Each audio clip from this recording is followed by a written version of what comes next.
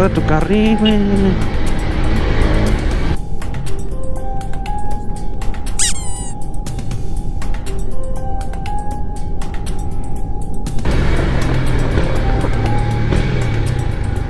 Hacen 2 carriles.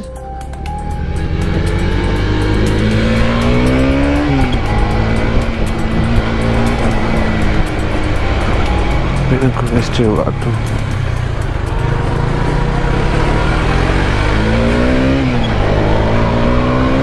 Dani, ¿para qué decirle algo, no? Llevan 2 carriles el cabrón. Y ya cuando lo rebasamos, entonces se pega más todavía. Pensando que uno lo quiere estar molestando por gusto. Al contrario, bro, vienes molestando a nosotros que venimos manejando. Pero creo que era un Uber, ¿no? Bueno.